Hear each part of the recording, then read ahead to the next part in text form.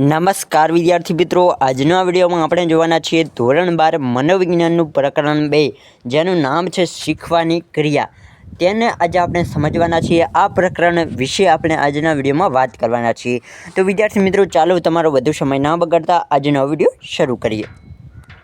તો વિદ્યાર્થી મિત્રો, આપણે અહીં જે પણ જોવાના છીએ તે મોસ્ટ ઇમ્પોર્ટન્ટ જોવાના છીએ. બાકી તમે તમારી જાતે વાંચી લેજો. તો આપણે સૌપ્રથમ વાત કરીએ શીખવું એટલે શું, અને વ્યાખ્યા અને તેની સમજૂતી પણ આપણે જોઈએ. તો કે અમેરિકન મનોવૈજ્ઞાનિક સીટી મોર્ગને શિક્ષણની વ્યાખ્યા આપતા જણાવ્યું છે કે શિક્ષણ એટલે શું? તો કે શિક્ષણ એટલે અનુભવ અને પ્રયત્ન કે મહાવરાથી વર્તનમાં થતા સાપેક્ષ કાયમી ફેરફાર. તો વિદ્યાર્થી મિત્રો, તમારે આ વ્યાખ્યા પાકી કરી દેવાની છે. અત્યારે જ તમારે આ વ્યાખ્યા પાકી કરી દેવાની છે, કારણ કે શીખવાની વ્યાખ્યા ઘણીવાર બોર્ડની પરીક્ષામાં પૂછાઈ જતી હોય છે, અને તમારે જે શાળામાં પરીક્ષા હોય તેમાં પણ પૂછાતી હોય છે. તો આ વ્યાખ્યાને પાકી કરવાની છે, અને એની સાથે યાદ પણ રાખવાનું છે કે આ વ્યાખ્યા કોણે આપી? તો કે સીટી મોર્ગને. આગળ વધીએ તો વિદ્યાર્થી મિત્રો, આ વ્યાખ્યામાં શિક્ષણ માટે મુખ્યત્વે 3 બાબતો અનિવાર્ય જણાય છે. તો કે કઈ? તો કે અનુભવ, મહાવરા કે પ્રયત્નનું પરિણામ, વર્તનમાં થતું પરિવર્તન અને સાપેક્ષ કાયમી પરિવર્તન. તો ચાલો આ ત્રણેયને સમજીએ. તો તેમાં સૌપ્રથમ છે કે અનુભવ, મહાવરા કે પ્રયત્નનું પરિણામ તે શું છે? તો વિદ્યાર્થી મિત્રો, અગાઉ આપણે જોયું કે પ્રાણી કે માનવના વર્તનમાં ફેરફાર થાય છે. જો અનુભવ, તાલીમ કે મહાવરાને કારણે ન થાય તો તેને સંપાદિત શિક્ષણ ન કહી શકાય. તો તેને સંપાદિત શિક્ષણ આપણે કહી શકતા નથી. જો વર્તનમાં થતું પરિવર્તન, પરિપક્વતા, થાક, રોગ કે ઈજાને કારણે જોવા મળતું હોય તો મનોવિજ્ઞાનની પરિભાષામાં અને તેને શિક્ષણ કહી શકાતું નથી. તો કે આપણને કોઈ એવું પરિવર્તન જોવા મળે જેના આપણને રોગ થતો હોય તો એને શિક્ષણ ના કહેવાય. પરિપક્વતા કે થાક લાગતો હોય જેના કારણે આપણે કોઈ આપણી ટેવ બદલીએ કે નવી ટેવ પાડીએ તો તેને આપણે શિક્ષણ કહી શકીએ નહીં. કે ઈજાને કારણે આપણે થોડાક અલગ આપણને પગે લાગ્યું હોય તો આપણે અલગ પ્રકારના ચાલીએ તો એ ઈજા કહેવાય, એને શિક્ષણ કહેવાય નહીં. દાખલા તરીકે બાળક 3-4 મહિનાનું થતાં જાતે પથારીમાં ઊંધું પડતા શીખે કે પથારીમાં પગ ભરાવીને ખસતા શીખે છે તો તેને રોજિંદી ભાષામાં બાળક ઊંધું પડતા શીખી ગયું કે પથારીમાં ખસતા શીખી ગયું તેવું કહી શકીએ છીએ. પરંતુ બાળકમાં આવેલા આ પરિવર્તન તેની શારીરિક પરિપક્વતાને કારણે જોવા મળતું હોવાથી મનોવિજ્ઞાન તેને શિક્ષણ તરીકે સ્વીકારતું નથી. તો કે આ તો દરેક બાળકમાં હોય એટલે આને શિક્ષણ કહી શકાય નહીં. અને આ દરેક બાળક જ્યારે 3 કે 4 મહિનાનું થતું હોય ત્યારે તે ઊંધું પડતા શીખતું હોય છે. એટલે દરેક બાળકમાં આ હોય એટલા માટે મનોવિજ્ઞાન અને શિક્ષણ કહેતું નથી.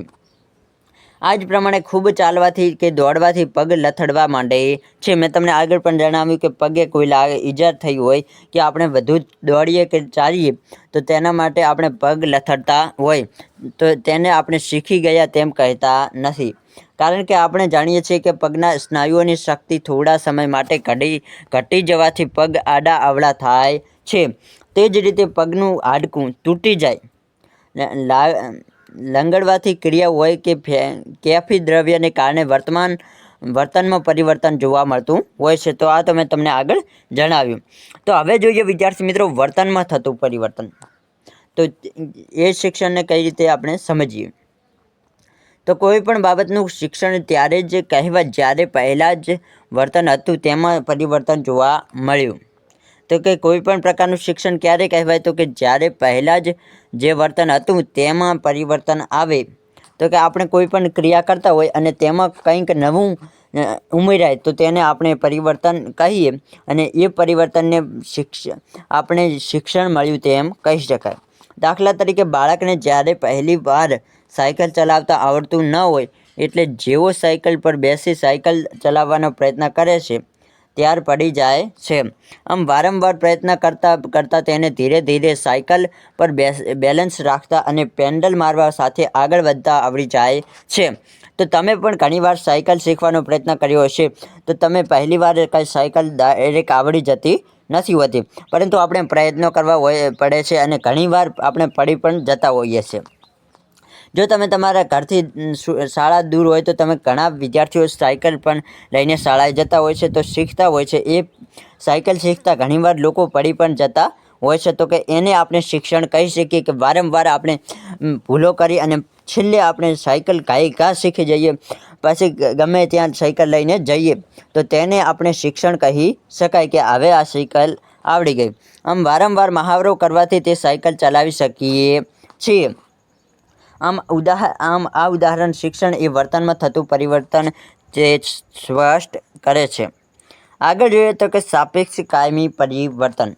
સામાન્ય રીતે આપણે લીધેલું મોટાભાગનું શિક્ષણ સ્થાયી અથવા ઘણા લાંબા સમય સુધી ટકી રહેનારું હોય છે. આ સંદર્ભમાં અગાઉ સમજ મેળવી છે કે થાક, ઈજા કે કેફી દ્રવ્યને કારણે અલ્પજીવી પરિસ્થિતિગત થયેલા ટૂંકા ગાળાના ફેરફારો એ શિક્ષણ નથી. અગાઉના ઉદાહરણને યાદ કરીએ તો થાક ઉતરી જવાથી કે પછી પગનું હાડકું સાંધવાથી વ્યક્તિ સામાન્ય રીતે ચાલી શકે છે, તો કે એને શિક્ષણ ના કહેવાય, કારણ કે તેને કંઈક પગે લાગ્યું છે તો એ થોડા સમય બાદ તે તો એમને એમ થઈ જાય, એટલે એ શિક્ષણ કહી શકાતું નથી. એ કેમ તે રીતે ચાલે છે? કારણ કે તેને કાંટો વાગ્યો તો એના દર્દના કારણે તે એવી રીતે ચાલે છે, એટલા માટે તેને શિક્ષણ કહી શકાતું નથી. માટે તે શિક્ષણ નથી. આમ વ્યક્તિના વર્તનમાં તાત્કાલિક, હંગામી અને અસ્થાયી પરિવર્તનોને મનોવૈજ્ઞાનિકો શિક્ષણ તરીકે સ્વીકારતા નથી, પરંતુ પ્રાણી કે વ્યક્તિના વર્તનમાં થતા દીર્ઘકાલીન, સાપેક્ષ, કાયમી હોય તેવા પરિવર્તનોને જ શિક્ષણ તરીકે સ્વીકારે છે. અગાઉના ઉદાહરણના સંદર્ભમાં જ સમજીએ કે તો બાળકને જ્યારે પહેલીવાર સાયકલ ચલાવવાનો પ્રયત્ન કરે ત્યારે તે પડી જતો હોય છે, પરંતુ થોડા દિવસોના મહાવરા પછી પોતાની શાળામાં જાતે સાયકલ ચલાવી જતા શીખી જાય છે. તો વિદ્યાર્થી મિત્રો, મેં તમને આગળ પણ જણાવ્યું કે આપણે ધીરે ધીરે સાયકલ શીખી જઈએ છીએ, પરંતુ આપણે સાયકલ શીખવા માટે પ્રયત્નો કરવા પડે છે. આપણે એકવાર સાયકલ ઉપરથી પડી જઈએ તો સાયકલ ચલાવવાનું મૂકી નથી દેતા, પરંતુ આપણે વારંવાર સાયકલ ચલાવવાનો પ્રયત્ન કરતા હોઈએ છીએ. તો વિદ્યાર્થી મિત્રો, આપણે કેવી રીતે શીખીએ છીએ તે હવે આપણે સમજવાનું છે. તો કે કોઈ પણ વિદ્યાર્થી કે કોઈ પણ શિક્ષક કે કોઈ પણ વ્યક્તિ કઈ રીતે પોતાના જીવનમાં શીખતો હોય છે તે આપણે જાણીએ. તો કે શિક્ષણ વિશેના પ્રારંભિક ખ્યાલો મેળવ્યા છે. મુખ્ય પ્રશ્ન એ થાય છે કે પ્રાણી કે માનવી કોઈ પણ બાબતનું શિક્ષણ મેળવે છે કેવી રીતે? તો તમારા મનમાં પણ આવો સવાલ જરૂરથી હશે કે કોઈ પણ વ્યક્તિ કઈ રીતે શિક્ષણ મેળવે છે. તો આ પ્રશ્નને અનેક વૈજ્ઞાનિકોને સંશોધન માટેની પ્રેરણા પૂરી પાડી છે. આના અનુસંધાનમાં થયેલા કેટલાક સંશોધનો અને પ્રયોગો માનવી અને પ્રાણીની શિક્ષણ પ્રાપ્ત કરવાની તરાહો વિશેની માહિતી પૂરી પાડે છે. અનેકવિધ સંશોધનોને અંતે શિક્ષણ પ્રાપ્ત કરવાની વિવિધ તરાહોમાંથી મુખ્યત્વે 4 તરાહોની ચર્ચા અહીં આપણે કરવાના છીએ. તો કે આપણે શિક્ષણ કઈ રીતે મેળવીએ છીએ તેની મુખ્યત્વે 4 તરાહો વિશે આપણે અહીં સમજ મેળવવાના છીએ. અને વિદ્યાર્થી મિત્રો, તમારે આ 4 તરાહોના નામ પાકા કરી લેવાના છે, જે પૂછાઈ જતા હોય છે કે શિક્ષણ આપણે કઈ રીતે શિક્ષણ મેળવીએ તેની 4 તરાહો જણાવો. આ બોર્ડની પરીક્ષામાં એક વખત પ્રશ્ન પૂછાઈ ગયેલો છે, તો જરૂરથી તેને પણ પાકું કરી લેજો. તો સૌપ્રથમ પહેલું શિક્ષણ મેળવવાની તરાહ છે કે અનુકરણ દ્વારા શિક્ષણ. તો કે મોડેલિંગ અને સામાજિક શિક્ષણ. માનવ બાળ હોય કે પ્રાણી, મોટા ભાગનું શિક્ષણ અનુકરણ દ્વારા જ મેળવે છે. તો આપણે મોટા ભાગનું શિક્ષણ કઈ રીતે મેળવીએ? તો કે અનુકરણ દ્વારા મેળવે શિક્ષણ અવલોકનાત્મક શિક્ષણ કે સામાજિક શિક્ષણ પણ કહેવાય છે, કારણ કે શિક્ષણ માટે જરૂરી એવા અનુકરણનો મુખ્ય આધાર છે અવલોકન. વ્યક્તિ પોતાની આસપાસના સામાજિક પર્યાવરણમાંથી અવલોકન કરી અનુકરણ કરતી જોવા મળે છે. દાખલા તરીકે, માતા પિતા સાથે સ્કૂટર પર ફરવા જતું બાળક પોતાની ટ્રાયસાયકલ ફેરવતા એક જગ્યાએ ટ્રાયસાયકલ ઊભી રાખી તેમાં પેટ્રોલ પુરાવવા માટે ત્યાં પડેલી હવા ભરવાના પંપના ટ્યુબને પોતાની સાયકલની સીટ પર લગાવી થોડીવાર ખિસ્સામાંથી પૈસા કાઢીને આપવાનો અભિનય કરે તે અનુકરણાત્મક શિક્ષણનું ઉદાહરણ છે. તો વિદ્યાર્થી મિત્રો, તમે આવું ઘણી જગ્યાએ જોયું હશે કે તમે પણ નાના હશો ત્યારે આવું અનુભવ્યું હશે. તો તમે કોઈ પણ બાળકને જોશો તો તે એના માતા પિતા જેમ કરતા હોય તે ઘણું કાર્ય એમ કરતું હોય છે. જો નાના બાળક પાસે સાયકલ હોય તો તે ખાલી એવી રીતે રમતું હોય છે કે તેની સાયકલમાં પેટ્રોલ પુરાવે, પછી એ ત્યાં પૈસા આપે, ખાલી બધું એ રીતે રમે છે, કારણ કે તેના પિતાને તેણે પેટ્રોલ ભરાવતા બાઇકમાં જોયા છે, એટલા માટે તે પણ એવું કરે છે. તેને શું કહેવાય તો કે અનુકરણ દ્વારા શિક્ષણ કહેવામાં આવતું હોય છે. અને તમે પણ જ્યારે નાના હશો ત્યારે તમે પણ આવું ઘણીવાર કરેલું હશે અને રમેલા હશો. તો આગળ જોઈએ કે 1 થી 1.25 વર્ષનું બાળક કોને મોબાઈલ ફોન રાખતું જોવા મળે છે. તો આવું પણ તમે અત્યારના બાળકોમાં જોયું હશે, પરંતુ પહેલાંના સમયમાં મોબાઈલ જ નહોતો એટલે આવું તો તમે જોયું નહીં હોય. પરંતુ અત્યારના સમયમાં તમે જોઈ હશે કે જે માતા પિતાની પાસે મોબાઈલ હોય તે બાળક પોતાના કાને રાખતું હોય છે. કયું બાળક તો કે 1 થી 1.25 વર્ષનું, અને તે એવું નાટક કરતું હોય છે કે તે ફોનમાં વાત કરતું હોય. અનુકરણાત્મક શિક્ષણનું ઉદાહરણ છે. રોજબરોજના જીવનમાં આવા અસંખ્ય ઉદાહરણો જોવા મળે છે. આ તમામ પ્રકારનું શિક્ષણ વ્યક્તિ સમાજમાંથી મેળવતી હોવાથી અનુકરણાત્મક શિક્ષણને સામાજિક શિક્ષણ પણ કહેવાતું હોય છે. નાની બાળકીઓ ટેલિવિઝન પર અનેક અભિનેત્રીઓ તથા પ્રખ્યાત વ્યક્તિઓને ચોક્કસ પ્રકારના પ્રસાધનો અને ફેશનેબલ કપડાં વાપરતા જોઈને તે પ્રકારના પ્રસાધનો કે કપડાંનો ઉપયોગ કરે તો તેને નમૂનારૂપ અથવા મોડેલિંગ શિક્ષણ પણ કહેવામાં આવતું હોય છે. તો કે આપણે કોઈની કોપી કરીએ કે કોઈ જેવા કપડાં પહેરીએ તો તેને કયા પ્રકારનું શિક્ષણ કહેવાય તો કે નમૂનારૂપ કે મોડેલિંગ શિક્ષણ તરીકે ઓળખવામાં આવતું હોય છે. એવું ઘણું બહેનોમાં વધુ જોવા મળતું હોય છે કે કોઈ પણ નવી ફેશન આવી તો દરેક એકબીજાની કોપી કરતા હોય છે. પ્રયત્ન અને ભૂલ દ્વારા શિક્ષણ. આ પ્રયોગ કોણે કર્યો છે તો કે થોર્નડાઇકે. વિદ્યાર્થી મિત્રો, આ પ્રયોગ ખૂબ જ ઇમ્પોર્ટન્ટ છે, તો તમારે આ પ્રયોગને જરૂરથી પાકો કરવાનો છે. 3 કે 5 માર્કમાં પ્રશ્ન પૂછાઈ જતો હોય છે, તો 100% તમારે આ પ્રયોગ વિશે તમને સંપૂર્ણ માહિતી હોવી જોઈએ. તો કે આપણે આ બધું નથી વાંચતા, આપણે ડાયરેક્ટ થોર્નડાઇકના પ્રયોગ ઉપર આવી જઈએ. તો કે અમેરિકન મનોવૈજ્ઞાનિક થોર્નડાઇકે એક સમસ્યા પેટી બનાવી હતી. આ સમસ્યા પેટીના રચના એવી કરવામાં આવી હતી કે જેમાં આપેલી એક જ કળ દબાવતા પેટીનો દરવાજો ખુલી જતો હતો. આ સમસ્યા પેટીમાં થોર્નડાઇકે એક ભૂખી બિલાડી મૂકી અને સમસ્યા પેટીની બહાર બિલાડીને દેખાય તે રીતે ખોરાક મૂકવામાં આવ્યો હતો. હવે સ્વાભાવિક રીતે જે બિલાડી ખોરાક મેળવવા માટે સમસ્યા પેટીની બહાર નીકળવાનો પ્રયાસ કરવા લાગી છે, પરંતુ સળિયા નાના હોય એટલે બિલાડી બહાર તો નીકળી ના શકે. શરૂઆતમાં સમસ્યા પેટીના સળિયા પર પંજા માર્યા, પરંતુ સળિયાને બચકા ભર્યા, પરંતુ સમસ્યા પેટી આમથી તેમ આંટા માર્યા, પરંતુ બિલાડી બહાર નીકળી શકતી નથી. હવે ટૂંકમાં કોઈ જગ્યાએથી સમસ્યા પેટીની બહાર નીકળે છે કે કેમ તે ચકાસ્યું, પરંતુ બિલાડીને સમસ્યા પેટીની બહાર નીકળવામાં સફળતા મળી નહીં. આથી ફરી એના એ જ પ્રયાસો ચાલુ રાખ્યા, જેમાં અચાનક તેના પંજા વડે સમસ્યા પેટી ખુલી ગઈ. તો આ તેને ખબર નથી કે આ કઈ રીતે પેટી ખુલી, પરંતુ તેના ભૂલતા તેણે એ બટન દબાવી દીધું એટલે સમસ્યા પેટીનો દરવાજો ખુલી ગયો અને તે ખોરાક પાસે પહોંચી ગઈ અને તે ખોરાક ખાઈ લીધો. તો તમે જોઈ શકો છો કે અકસ્માતિક રીતે બિલાડીએ એ દરવાજો ખુલ્યો હતો. તો કે બિલાડીને કોઈ પણ હેતુ કે સમજપૂર્વક કળ દબાવી નહોતી, એટલે કે સાપ દબાવી નથી. એટલે જે બિલાડી સમસ્યા પેટીમાં હતી તેની સમસ્યા પેટીની ચારે બાજુ જાળી હતી, પરંતુ એક બારણું હતું. એ બારણાને ખોલવા માટે શું દબાવવાનું હતું તો કે એક સાપ દબાવવાની હતી કે કળ દબાવવાની હતી. તો એ કળને દબાવીએ તો જ બિલાડી બહાર નીકળી શકતી હતી. તો એ ભૂલતા તેણે એ કળ દબાવી દીધી, એટલા માટે તે બહાર નીકળી ગઈ. એટલું જ નહીં, આ કળ દબાવવાથી જ દરવાજો ખુલ્યો છે એવો પણ તેને ખ્યાલ નહોતો.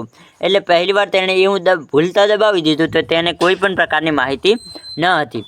પરંતુ અને તેથી જ બિલાડીને ફરીથી સમસ્યા પેટીમાં મૂકવા આવતા જ તેણે પહેલાંના જેવા જ વ્યર્થ પ્રયત્નો કર્યા. એટલે ફરી ચારેકોર ફરી અને દરવાજો ખોલવાના પ્રયત્નો કર્યા, પરંતુ તે દરવાજો ખુલી ન શકી. પરંતુ જેથી બિલાડીને કળ અને દરવાજા વચ્ચેના સંબંધની સમજ પ્રાપ્ત થઈ નહોતી તે બાબતને સમર્થન મળી ગયું. આ રીતે થોર્નડાઇકે સતત 24 દિવસ સુધી 24 પ્રયત્નો આ બિલાડી ઉપર કર્યા અને 24મે પ્રયત્ને પાંજરામાં મૂકતાની સાથે જ કળ દબાવીને સમસ્યા પેટીની બહાર નીકળવાનું શિક્ષણ બિલાડી પ્રાપ્ત કરી લીધું હતું. તો કે અહીં આ બિલાડીને શિક્ષણ પ્રાપ્ત થયું. કેવું શિક્ષણ? તો કે બિલાડીને હવે ખબર પડી ગઈ હતી કે એ સમસ્યા પેટીમાંથી નીકળવા માટે એક તેની બાજુમાં કળ આપેલી હોય છે, તેને દબાવો એટલે સમસ્યા પેટી ખુલી જતી હોય છે અને તે બહાર આવી શકતી હોય છે.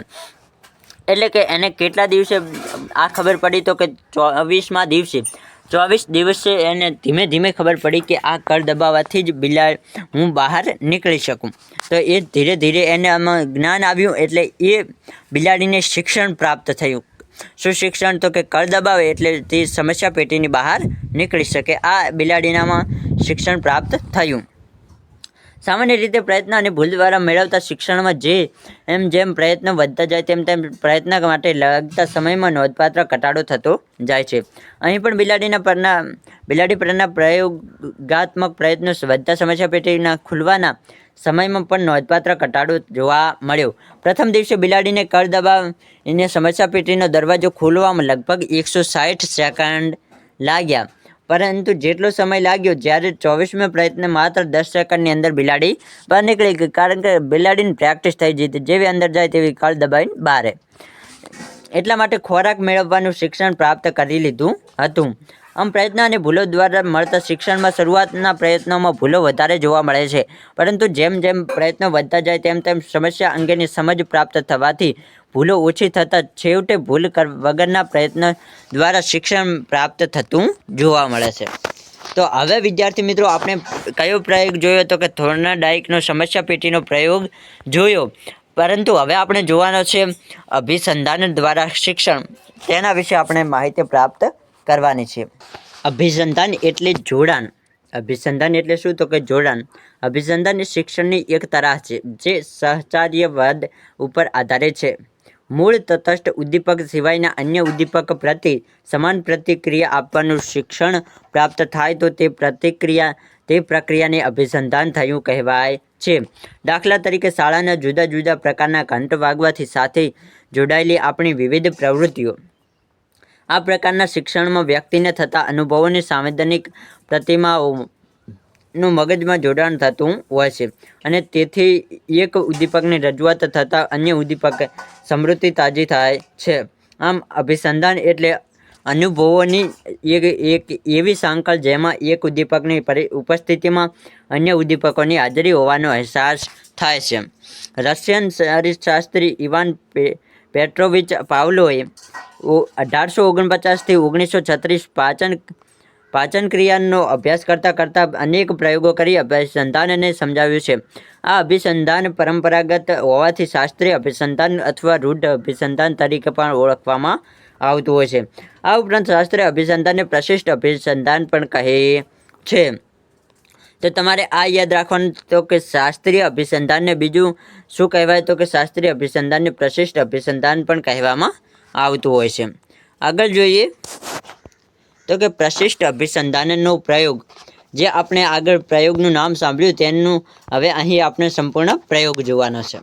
તો કે રશિયન શરીરશાસ્ત્રી ઇવાન પેટ્રોવિચ પાવલોવને 1849 થી 1936 પાચન ક્રિયાના અભ્યાસમાં રસ હતો. તેમણે પોતાના જિજ્ઞાસા સંતોષવા માટે કૂતરા પર પ્રાયોગિક અભ્યાસ કરતાં તેમને અભિસંધાન વિશેની ઘણી જાણકારી પ્રાપ્ત થઈ અને મનોવિજ્ઞાનને શાસ્ત્રીય પ્રશિષ્ટ અભિસંધાનની મહામૂલી ભેટ મળી.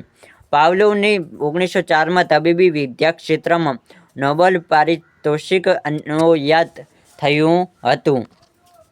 પાવલોવે પોતાના પ્રયોગ માટે એક એવું સાધન બનાવ્યું જેમાં કૂતરાને સ્ટેન્ડ ઉપર સ્થિર ઊભો રાખી અને તેના મોંમાંથી ઝરતી લાળરસ માપન યંત્રમાં એકઠી થાય, જેથી તેનું માપન શક્ય બને. પાવલોવે કૂતરાની સમક્ષ ખોરાક રજૂ કર્યો. ખોરાક જોતાં જ કૂતરાના મોંમાં લાળ ઝરી. આમ લાળ ઝરવાની પ્રતિક્રિયા ખોરાક જોતાં જ જોવા મળી હતી, જે સહજ પ્રતિક્રિયા હતી. હવે તેમણે ઘંટડી વગાડી અને જેના અવાજથી કૂતરામાં કોઈ પ્રતિક્રિયા જોવા મળી નહીં, કારણ કે ઘંટડીને કૂતરાને શું લેવા દેવા? તો એ બંનેમાં કાંઈ પ્રતિક્રિયા જોવા મળી નહીં. પરંતુ પછી ખોરાક રજૂ થતાં કૂતરાના મોંમાં લાળઝરણ જોવા મળ્યું. હવે તેમણે ખોરાક અને ઘંટડી બંનેમાં રજૂઆત વારંવાર એકસાથે કરી આમ આ પ્રકારની રજૂઆતમાં પુનરાવર્તનથી ફક્ત ઘંટડીનો અવાજ સાંભળીને કૂતરાના મોંમાં લાળ ઝરવાની પ્રતિક્રિયા જોવા મળી. તો કેમ? તો કે જ્યારે પણ કૂતરાને ખોરાક આપવામાં આવતો તેની પહેલાં ઘંટડી વગાડવામાં આવતી. એટલે કૂતરાને દરરોજ એમ વારંવાર કરવામાં આવ્યું એટલે જેવી ઘંટડી વાગી એવું કૂતરાને એમ થતું કે હવે ખોરાક મળશે એમ. તો જેવી ઘંટડી વગાડવામાં આવી તેવી તેના મોંમાંથી લાળ ઝરવા માંડી. પહેલાં માત્ર ખોરાક આપતા ત્યારે જ મોંમાંથી લાળ ઝરતી, પરંતુ હવે તેના મગજમાં ટેવ પડી ગઈ છે કે આ ઘંટડી જ્યારે વાગે ત્યારે ખોરાક આપવામાં આવે છે. એટલે કે ઘંટડી વાગતાની સાથે જ તેના મોંમાંથી લાળ ઝરી. તો કે પ્રશિષ્ટ અભિસંધાનના મૂળભૂત ખ્યાલો. અહીં આપણે પાવલોવે કરેલા અભિસંધાનના પ્રયોગ વિશેની સાદી સરળ ભાષામાં સમજ મેળવી, પરંતુ મનોવિજ્ઞાનના વિદ્યાર્થી હોવાના નાતે પ્રશિષ્ટ અભિસંધાનને તેના કેટલાક પારિભાષિક શબ્દોની સમજ મેળવવી અનિવાર્ય છે. તો હવે છે અનઅભિસંધિત ઉદ્દીપક. તો અનઅભિસંધિત ઉદ્દીપકમાં શું આવે? તો કે જે ઉદ્દીપક કુદરતી સ્વાભાવિક પ્રતિક્રિયા માટે જવાબદાર હોય તેને અનઅભિસંધિત ઉદ્દીપક કહેવાય છે. પાવલોવના પ્રયોગમાં કૂતરાની સામે ખોરાક રજૂ કરતાની સાથે કૂતરાના મોંમાં સ્વાભાવિક રીતે લાળ ઝરે છે. આમ આવી અનઅભિસંધિત પ્રતિક્રિયા ઉત્પન્ન કરવા માટે જવાબદાર હોય તે ઉદ્દીપકને અનઅભિસંધિત ઉદ્દીપક કહેવામાં આવતું હોય છે. અહીં ખોરાક એ અનઅભિસંધિત ઉદ્દીપક છે. અનઅભિસંધિત પ્રતિક્રિયા. અનઅભિસંધિત ઉદ્દીપક વિશે આપણે જોયું. હવે છે અનઅભિસંધિત પ્રતિક્રિયા. તો કે કોઈ પણ પ્રકારના જોડાણ, શિક્ષણ, અભિસંધાન થયા પહેલાં જે પ્રતિક્રિયા જોવા મળે, જે પ્રતિક્રિયા શીખાયેલી નથી, આ પ્રકારના પ્રતિક્રિયા કોઈપણ પ્રકારના જોડાણ કે શિક્ષણ વગર જોવા મળતી પ્રતિક્ષિપ્ત પ્રતિક્રિયાને અનઅભિસંધિત પ્રતિક્રિયા તરીકે ઓળખવામાં આવે છે. ટૂંકમાં સ્વાભાવિક ઉદ્દીપકથી ઉત્પન્ન થતી સ્વાભાવિક પ્રતિક્રિયા એટલે અનઅભિસંધિત પ્રતિક્રિયા. તો કે પાવલોના પ્રયોગમાં કૂતરાની સામે ખોરાક રજૂ કરવાની સાથે કૂતરાના મોંમાં લાળ ઝરવાની સ્વાભાવિક પ્રતિક્રિયા જોવા મળે છે, જે અનઅભિસંધિત પ્રતિક્રિયા કહેવાય છે. તો કે કૂતરાના મોંમાં લાળ ઝરી તેને શું કહેવામાં આવે? તો કે અનઅભિસંધિત પ્રતિક્રિયા કહેવામાં આવતું હોય છે. આગળ જોઈએ તો કે અભિસંધિત ઉદ્દીપક. તો કે અભિસંધિત ઉદ્દીપક કોને કહેવાય? તો કે અનઅભિસંધિત ઉદ્દીપક સાથે વારંવાર જેને રજૂ કરવાથી અનઅભિસંધિત પ્રતિક્રિયા જેવી પ્રતિક્રિયા ઉત્પન્ન કરાવી શકે તે ઉદ્દીપકને અભિસંધિત ઉદ્દીપક કહેવાય છે. પાવલોવના પ્રયોગમાં કૂતરાની સામે ખોરાક રજૂ કરતા પહેલાં વારંવાર ઘંટડીનો અવાજ રજૂ કરવાથી ફક્ત ઘંટડીનો અવાજ સાંભળતાના સાથે કૂતરાના મોંમાં લાળ ઝરવાની પ્રતિક્રિયા જોવા મળે છે. ખરેખર તો લાળ ઝરવાની પ્રતિક્રિયા ખોરાકની રજૂઆત પછી જોવા મળતી હતી, જે હવે ઘંટડીનો અવાજ સાંભળતાની સાથે જ ખોરાક મળશે એવી અપેક્ષાઓ લાળ ઝરવાની પ્રતિક્રિયા થાય છે. આમ આ સમગ્ર ઘટના કૂતરાને મળેલ શિક્ષણનો સ્પષ્ટ નિર્દેશ કરે છે. આવી અભિસંધિત પ્રતિક્રિયા ઉત્પન્ન કરવા માટે જવાબદાર હોય તે ઉદ્દીપકને અભિસંધિત ઉદ્દીપક તરીકે કહેવામાં આવતું હોય છે. પછી છે ડી એટલે કે અભિસંધિત પ્રતિક્રિયા. તો કે અભિસંધિત પ્રતિક્રિયા કોને કહેવાય?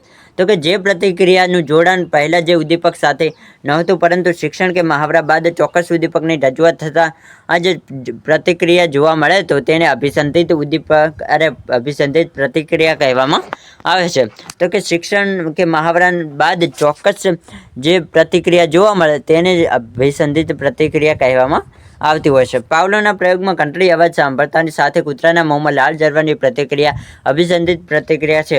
શાસ્ત્રીય અભિસંધાનની સમગ્ર પ્રક્રિયાને નીચેની આકૃતિ દ્વારા વધુ સ્પષ્ટ રીતે સમજી શકીએ છીએ. તો કે અભિસંધાન પહેલાં ખોરાક અને લાળ સ્ત્રાવ અને અભિસંધાન દરમિયાન તો કે ઘંટડીનો અવાજ પ્લસ ખોરાક અને લાળ સ્ત્રાવ. એટલે કે પાવલો શું કરતો હતો કે ઘંટડીનો અવાજ, ઘંટડી વગાડતો, ખોરાક આપતા અને પછી તેના ખોરાક બતાવતો એટલે તે કૂતરાના મોંમાંથી લાળ ઝરતી. અને અભિસંધાન પછી એટલે કે શિક્ષણ પ્રાપ્ત થયા પછી તો કે ઘંટડી એકલી વાગી અને લાળ કૂતરાના મોંમાંથી ઝરતી એટલે કે અભિસંધાન સ્થાપન. તો હવે વિદ્યાર્થી મિત્રો આપણે આગળ જોઈએ પ્રબલન. પ્રબલન કોને કહેવાય?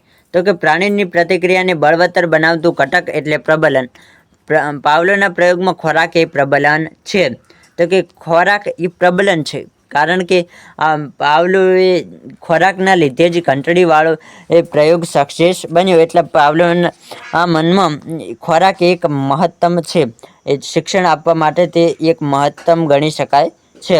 હવે જોઈએ વિલોપન. તો કે પ્રાણીમાં એકવાર અભિસંધાન સ્થપાઈ જાય પછી સતત અભિસંધિત ઉદ્દીપક ઘંટડીના અવાજ સાથે જો અનઅભિસંધિત ઉદ્દીપક ખોરાક ન આપવામાં આવે તો એટલે કે પ્રબલનની ગેરહાજરી ક્રમશ અભિસંધાન લુપ્ત થતું જોવા મળે છે. તો કે વિલોપન કોને કહેવાય? તો કે એકવાર આપણે જ્ઞાન પ્રાપ્ત કર્યું, કંઈ આપણે નવું શીખ્યા અને તે પ્રતિક્રિયાને આપણે ભૂલી જઈએ તો તેને શું કહેવામાં આવે? તો કે વિલોપન કહેવામાં આવતું હોય છે. તો કે કૂતરાના જો આપણે દરરોજ ખોરાક પહેલાં ઘંટડી વગાડીએ અને દરરોજ થોડા દિવસ ખોરાક ના આપીએ, ઘંટડી વગાડીએ અને ખોરાક ના આપીએ તો કૂતરાના મોંમાંથી ધીરે ધીરે લાળ જળતી નથી, આમ અભિસંધાન લુપ્ત થતું જોવા મળે છે. ઉદ્દીપક સામાન્યકરણ. તો કે સામાન્યકરણ એટલે એક ઉદ્દીપક જેવા સમાન લાગતા અન્ય ઉદ્દીપકને પહેલાંનું ઉદ્દીપક સમજવું. અભિસંધિત પ્રતિક્રિયા ઉત્પન્ન કરાવી શકતા અભિસંધિત ઉદ્દીપક સાથે સમય ધરાવતા અન્ય કોઈ પણ ઉદ્દીપકથી પણ અભિસંધિત પ્રતિક્રિયા જેવી પ્રતિક્રિયા ઉત્પન્ન થતી જોવા મળે તો તે ઉદ્દીપક સામાન્યકરણ થયું કહેવાય છે. પાવલોના પ્રયોગમાં ઘંટડીના અવાજ દ્વારા ઉત્પન્ન થતી કૂતરાના મોંમાં લાળ જરવાની પ્રતિક્રિયા જો ઇલેક્ટ્રિક બઝરના અવાજ દ્વારા પણ ઉત્પન્ન થાય તો તે કૂતરોના ઘંટડીના અવાજનું બઝરના અવાજ સાથે સામાન્યકરણ કર્યું તેમ કહી શકાય છે. તો કે ઓલી લાઇટવાળી ઘંટડી હોય તે વગાડે અને કૂતરાના મનમાં લાળ જરે તો કૂતરાના મોંમાંથી લાળ જરે તો તેને ઉદ્દીપક સામાન્યકરણ કહેવામાં આવતું હોય છે. એટલે કોઈ કૂતરાને એમ થાય છે કે આ બંને ઘંટડી સમાન છે. આગળ જોઈએ તો ઉદ્દીપક ભેદ બોધન. તો કે ઉદ્દીપક ભેદ બોધન એટલે બે ઉદ્દીપક વચ્ચેના તફાવતને પારખવો. આપણે અગાઉ જોયું કે કૂતરાના ઘંટડી સાથે જોવા મળતી પ્રતિક્રિયા કૂતરાના બજર સાથે પણ જોવા મળી, કારણ કે કૂતરાએ ઘંટડીના અવાજનું બજરના અવાજ સાથે સામાન્યકરણ કર્યું, પરંતુ કૂતરાને ઘંટડી સાથે ખોરાક આપવામાં આવશે અને બજરના અવાજ પછી ખોરાક આપવામાં નહીં આવે તો તે ધીરે ધીરે કૂતરો ઘંટડીના અવાજ અને બજરના અવાજ વચ્ચેની ભેદ પારખી શકશે. તો કે કૂતરાને આપણે એવું કરીએ કે એ રીતે શિક્ષણ આપીએ કે જ્યારે આપણે ઘંટડી વગાડીએ ત્યારે ખોરાક આપીએ અને જ્યારે બજર વગાડીએ એટલે કે જે ઇલેક્ટ્રિક ઘંટડી હોય તે વગાડીએ ત્યારબાદ ખોરાક ન આપીએ તો કૂતરાને ધીરે ધીરે ખબર પડવા માંડે છે કે આ બંને ઘંટડી અલગ અલગ છે અને આ બંનેમાં થોડોક તફાવત છે. તો તેને ઉદ્દીપક ભેદ બોધન કહેવામાં આવતું હોય છે. આગળ જોઈએ સ્કિનરનો કારક અભિસંધાનનો પ્રયોગ. તો કે રશિયન શરીરશાસ્ત્રી પાવલોવે જેમ શાસ્ત્રીય અભિસંધાનમાં પ્રદાન કર્યું તે જ પ્રમાણે B.F. સ્કિનર 1904 થી 1990 નામના અમેરિકન મનોવૈજ્ઞાનિકે મનોવિજ્ઞાનને કારક ક્રિયાત્મક અભિસંધાનની મહામૂલી ભેટ આપી છે. કારક અભિસંધાનમાં શાસ્ત્રીય અભિસંધાન કરતાં જુદી વિચારસરણી જોવા મળે છે. શાસ્ત્રીય અભિસંધાનમાં પ્રાણી કોઈપણ પ્રતિક્રિયા ન કરે તે છતાં સમયાંતરે તેને પ્રબલન પ્રાપ્ત થાય છે, જ્યારે કારક અભિસંધાનમાં જે તે પ્રાણી જો પોતે જાતે કોઈ ચોક્કસ પ્રતિક્રિયા કરે તો એને માત્ર તો જ તે પ્રબલનનું હકદાર બની શકે છે. આમ આ પ્રકારે પ્રાપ્ત થતા શિક્ષણમાં પ્રાણીના કારક વર્તન ઉપર ભાર મુકાતો હોવાથી તેને કારક અભિસંધાન કહેવામાં આવે છે. આ પ્રકારના અભિસંધાનમાં પ્રાણીને પ્રબલન મેળવવા માટે પ્રયોગકર્તા દ્વારા નક્કી કરેલ ચોક્કસ પ્રતિક્રિયા કરવી પડે છે. આથી આ અભિસંધાનને ક્રિયાત્મક અભિસંધાન તરીકે પણ ઓળખવામાં આવતું હોય છે. તો આગળ જોઈએ તો કે સ્કિનરના મત પ્રમાણે પ્રબલન આપવાથી પ્રાણી કે માનવીના વર્તનને ઇચ્છિત આકાર આપી શકાય છે. આ માન્યતાને પ્રાયોગિક ધોરણે ચકાસવા માટે તેમણે એક સમસ્યા પેટીની રચના કરી, જેમ સ્કિનર સમસ્યા પેટી તરીકે ઓળખાય છે. આ સમસ્યા પેટીમાં વિશેષતા એ હતી કે તેમાં અન્નગુટિકા એટલે કે સંચય પેટી અને પેટીની નીચેની તરફ આવેલા હાથાને એક તાર કે સળિયાથી એવી રીતે સંકળાવવામાં આવ્યો હતો કે પ્રાણી જ્યારે હાથો દબાવે ત્યારે અન્નગુટિકા સમસ્યા પેટીમાંથી અન્ન પાત્રમાં આવે છે. તો કે સમસ્યા પેટીમાં એક ભૂખ્યા ઉંદરને મૂકવામાં આવ્યો. તો વિદ્યાર્થી મિત્રો, હું તમને સંપૂર્ણ આ પ્રયોગ વિશે સમજાવી દઉં કે આ એક સમસ્યા પેટી છે. તો આ પેટીમાં એ રીતે ખોરાક મૂકવામાં આવે છે કે જ્યારે ઉંદર કંઈ આ પ્રકારનું કંઈક દબાવે ત્યારે જ તેને ખોરાક મળે. તો કે અન્નગુટિકા ત્યારે જ એને પ્રાપ્ત થાય જ્યારે તે કંઈક ક્રિયા કરે. તો તેને પહેલાં તો કંઈ પણ ખબર ના પડે અને તે ચારોકોર દોડતો હોય છે. પરંતુ ધીરે ધીરે તે પ્રથમ અન્નગુટિકા ઉંદરને પેટીમાંથી મૂક્યાને 15 મિનિટ પછી પ્રાપ્ત થઈ હતી. તો કે પહેલી વખત ઉંદરને કંઈ ખબર જ નથી, તે માટે તે ચારોકોર દોડ્યો, કૂદ્યો, પરંતુ તેને ક્યાંય અન્નગુટિકા એટલે કે ખાવાનું મળ્યું નહીં અને તેનાથી ભૂલતા તે હાથો દબાઈ ગયું. એટલા માટે 15 મિનિટે તેને ખોરાક પ્રાપ્ત થયો, પરંતુ તેને હજી સુધી કોઈ પણ પ્રકારની માહિતી નથી. જ્યારે બીજી અન્નગુટિકા પેટીમાં મૂક્યાની 35 મિનિટે એટલે કે પ્રથમ અન્નગુટિકા પ્રાપ્ત થયાની 20 મિનિટ પછી પ્રાપ્ત થઈ. ત્યારબાદ 47 મિનિટે ત્રીજી અન્નગુટિકા અને ચોથી અન્નગુટિકા ઉંદરને પાંજરામાં મૂક્યાની 71 મિનિટે પ્રાપ્ત થઈ. આ 4 વાર હાથો દબાવવાની પ્રતિક્રિયાઓને અંતે ઉંદરને સમજ પ્રાપ્ત થઈ કે હાથો દબાવવાથી અન્નગુટિકા પ્રાપ્ત થાય છે. તો ઉંદરને હવે સમજણ એ પડી ગઈ હતી કે એ હાથો દબાવવાથી જ તેને ખાવાનું મળશે. એટલે હવે તે ઘડી હાથો દબાવીને ખાવાનું પ્રાપ્ત કરતો હતો. આમ સમસ્યા પેટીમાં પૂરાયેલા ભૂખ્યા ઉંદરના સમસ્યા પેટીમાંથી બહાર નીકળવા વ્યર્થ પ્રયાસો કરતા હાથો દબાઈ જવાથી તેને ખોરાક પ્રાપ્ત થયો હતો, જેનાથી તેની પ્રતિક્રિયાઓને પ્રબલન પ્રાપ્ત થયું અને તે પ્રબલન મળવાથી ઉંદરની પ્રતિક્રિયા દ્રઢીકરણ થયું હતું. તો મૂળભૂત ખ્યાલોની સમજૂતી. તો પ્રબલન. કોઈપણ શિક્ષણ દ્રઢીકરણ માટે પ્રબલન જરૂરી છે. પ્રબલન એટલે કે શીખેલી કે શીખવામાં આવેલી પ્રતિક્રિયાને દ્રઢ કે બળવાન કરનારું ઘટક. તો વિદ્યાર્થી મિત્રો, આ વ્યાખ્યા પૂછાઈ જતી હોય છે. તો કે પ્રબલન એટલે શું? તો કે પ્રબલન એટલે શીખેલી કે શીખવામાં આવેલી પ્રતિક્રિયાને દ્રઢ કે બળવાન કરનારું ઘટક. તો આપણે આગળ ઉંદરના ઉદાહરણ દ્વારા સમજી ગયા. જેમ કે ઉંદરની હાથો દબાવવાની પ્રતિક્રિયાથી પ્રાપ્ત થતી અન્નગુટિકા ઉંદરના શિક્ષણ માટે પ્રબલન બની ગયું હતું. તો કે પ્રબલનના પણ 2 પ્રકારો છે. કયા? તો કે વિધાયક પ્રબલન અને નિષેધક પ્રબલન. તો ચાલો એ બંને પણ વિશે આપણે માહિતી પ્રાપ્ત કરીએ. તો કે વિધાયક પ્રબલન. જે પ્રબલન વિધેયની શીખેલી પ્રતિક્રિયાને વારંવાર કરવા પ્રેરીને પ્રતિક્રિયાને દ્રઢ બનાવે તેને વિધાયક પ્રબલન કહે છે. વિધાયક પ્રબલન પૂરું પાડવાથી વિધેય શીખેલી પ્રતિક્રિયાની પ્રબળતા વધે છે. સ્કિનરના મતે પ્રતિક્રિયાને વારંવાર વધારનારું પ્રતિક્રિયા બાદ રજૂ કરાતું ઉદ્દીપક એટલે વિધાયક પ્રબલન. દાખલા તરીકે, માતાની ગેરહાજરીમાં બાળક શાળાનું હોમવર્ક કરી લે તો માતા તેને ચોકલેટ આપે છે. અહીં ચોકલેટ એ બાળક માટે વિધાયક પ્રબલન છે. અને નિષેધક પ્રબલન કોને કહેવાય? તો કે સામાન્ય રીતે વિધાયક પ્રબલનને આપણે પુરસ્કાર તરીકે ઓળખીએ તો નિષેધક પ્રબલન શિક્ષા તરીકે ગણાવી શકાય છે. પરંતુ સ્કિનરના મતે નિષેધક પ્રબલન એ શિક્ષા નથી. નિષેધક પ્રબલન એટલે પ્રતિક્રિયાની સંભાવના વધારનારું અને પ્રતિક્રિયા બાદ દૂર કરાતું ઉદ્દીપક. કારક અભિસંધાનના પ્રયોગોમાં નિષેધક પ્રબલનનો ઉપયોગ બાળક, પ્રાણી, વ્યક્તિની પ્રતિક્રિયાની સંભાવના વધારવા માટે જ કરવામાં આવે છે. સ્કિનરના કારક અભિસંધાનના પ્રયોગમાં સમસ્યા પેટી હાથો દબાવવાની ઉંદર ઇલેક્ટ્રિક શોકથી રાહત મેળવી શકે તો ઉંદર આ કષ્ટદાયક પરિસ્થિતિમાંથી મુક્તિ મેળવવા માટે વારંવાર હાથો દબાવવાની પ્રતિક્રિયા કરતો હોય છે. તો કે ઉંદરને શું જોઈએ? તો કે સ્કિનરના કારક અભિસંધાનના પ્રયોગમાં સમસ્યા પેટીમાંથી હાથો દબાવવાથી ઉંદર ઇલેક્ટ્રિક શોકથી શું હતું? તો કે રાહત મેળવી શકે તો ઉંદર આ કષ્ટદાયક પરિસ્થિતિમાંથી મુક્તિ મેળવવા માટે વારંવાર હાથો દબાવવાની પ્રતિક્રિયા કરે છે. તો કે આને નિષેધક પ્રબલન કહેવાય છે. અને શીખ્યો એવું સ્કિનર માનતા નથી. તો કે નિષેધક પ્રબલનને સ્કિનર શિક્ષા માનતા નથી. આગળ જોઈએ તો કે વિલોપન. તો કે શીખેલી પ્રતિક્રિયાને લુપ્તતા એટલે વિલોપન. એકવાર અભિસંધિત થયેલ પ્રતિક્રિયા પ્રાણી વારંવાર કરે છતાં પણ તેને પ્રબલન આપવાનું સદંતર બંધ કરવામાં આવે તો તે શીખેલી પ્રતિક્રિયા આપવાનું બંધ કરે છે, જેને વિલોપન કહેવામાં આવે છે. તો કે શીખેલી પ્રતિક્રિયાને આપણે દરરોજ એ ન શીખવાડીએ તો તે ધીરે ધીરે ભૂલી જાય, તેને વિલોપન કહેવામાં આવતું હોય છે. ઉદ્દીપક સામાન્યકરણ. તો કે ઉદ્દીપક સામાન્યકરણ કોને કહેવાય? તો કે જે રીતે શાસ્ત્રીય અભિસંધાનમાં ઉદ્દીપક સામાન્યકરણ જોવા મળે છે તે જ રીતે કારક અભિસંધાનમાં સ્કિનરના પ્રયોગમાં ઉદ્દીપકનું સામાન્યકરણ થઈ શકતું નથી.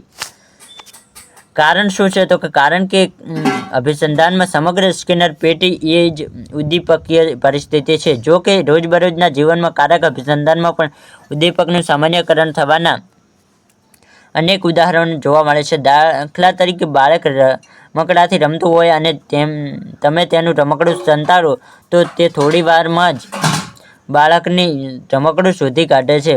આમ વારંવાર કરવાથી તમે તેનું રમકડું સંતાડો કે તરત જ તે જગ્યાએથી બાળક રમકડું શોધી કાઢે છે.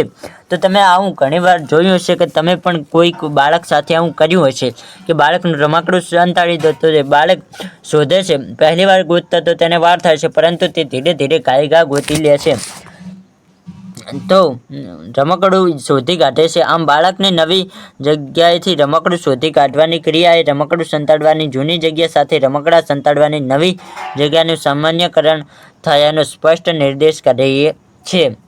હવે જોઈએ ઉદ્દીપક ભેદબોધન. તો કે શાસ્ત્રીય અભિસંધાનની જેમ કારક અભિસંધાન પ્રયોગમાં ઉંદરની પ્રકાશની હાજરી અને ગેરહાજરી વચ્ચે ભેદ પાડતા શીખવવામાં આવે છે. જેમાં પ્રકાશની હાજરીમાં જો ઉંદર હાથો દબાવવાની ક્રિયા કરે તો તેને અન્નગુટિકા પ્રાપ્ત થતી હતી, પરંતુ પ્રકાશની ગેરહાજરીમાં જો ઉંદર હાથો દબાવે તો તેને અન્નગુટિકા આપવામાં ન આવતી. જેમાં થોડા પ્રયત્નો અંતે પ્રકાશની હાજરી અને ગેરહાજરી વચ્ચે પણ ઉંદરને ખબર પડવા માંડી. તેથી ઉંદર હવે ફક્ત પ્રકાશની હાજરી હોય ત્યારે જ તે હાથો દબાવતો હોય છે અને અન્નગુટિકા પ્રાપ્ત કરતો હોય છે. આ રીતે પણ ઉંદરને શિક્ષણ પ્રાપ્ત થતું હોય છે. તો વિદ્યાર્થી મિત્રો, આ વિડીયોમાં આપણે આટલું જોયું. બીજા વિડીયોમાં આપણે આગળ વાત કરીશું. જો આ વિડીયો પસંદ આવે તો વિડીયોને લાઇક કરો અને આપણે આ યુટ્યુબ ચેનલને સબસ્ક્રાઇબ કરો. આંતરસૂજ વિશે આપણે શિક્ષણ આગળના વિડીયોમાં પ્રાપ્ત મેળવીશું. અને જો તમારે પ્રકરણ 1 વિશેની સમજૂતી મેળવવી હોય તો તેની લિંક પણ તમને ડિસ્ક્રિપ્શનમાં મળી જશે. તેના વિશે પણ આપણે સંપૂર્ણ પ્રકરણ 1નો સંપૂર્ણ વિડીયો બનાવી દીધો છે, તો તે પણ તમે જોઈ શકો છો. તો અહીં આપણે આ વિડીયોને સમાપ્ત કરીએ છીએ.